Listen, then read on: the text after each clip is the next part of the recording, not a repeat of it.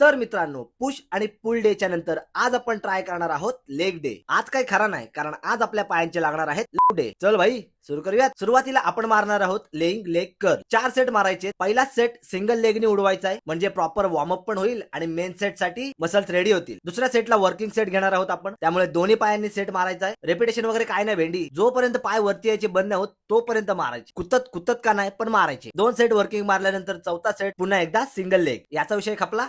आता leg extension मारू. Same method follow करायची आहे. एक सिंगल लेग, 2 डबल लेग, पुन्हा एकदा सिंगल लेग. लेग मध्ये आयसोलेशन मुवमेंट मी सुरुवातीला मारतो, त्यानंतर मी कंपाऊंड मुवमेंट घेतो. कारण भाई कंपाऊंड मुवमेंट आधी केली की भाई नंतर तांगड्या हलायचं नावत नाही घेत, मग आयसोलेशन मुवमेंट काय घंटा होणार, म्हणून मग मी असं करतो. त्यानंतर पुन्हा हॅमस्ट्रिंग ट्रेन करण्यासाठी मी मारतो हॅक स्क्वॉट. 2 सेट फेलियर मारल्यानंतर तिसऱ्या सेटला मी थोडा वेट वाढवतो. मला वाटलं हा पण जाईल भाई, घंटा कसा बसा तो एक रेपिटेशन मारताना उठलोय भाई, नाही तर पालक्यात झाल्या असत्या. चुपचाप वेट ठेवला, वजन कमी केला आणि पुन्हा चालू केला.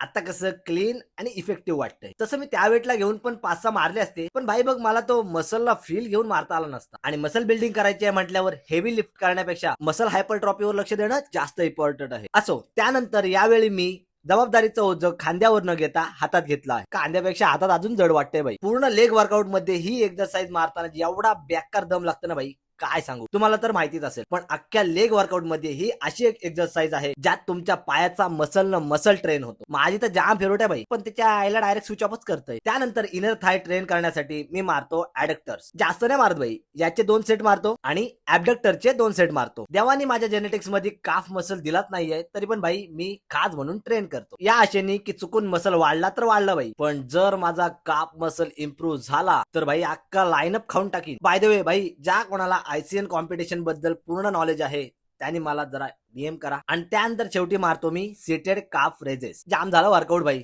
चल जरा तांगड्या दाखवतो तुला. बरं मी काय बोलतो, मला त्या काप मसलवरना जरा ट्रोल करा भाई, जरा इगो हर्ट होऊ दे माझा. कदाचित मीच त्या मसलला सिरियस नाही घेत आहे. करा जरा टिंगल करा, कदाचित तेव्हा कुठे जाऊन मी सिरियसली ट्रेन करेन त्याला. बाकी भाई क्वाड मसलचा विषयच नाही आपला.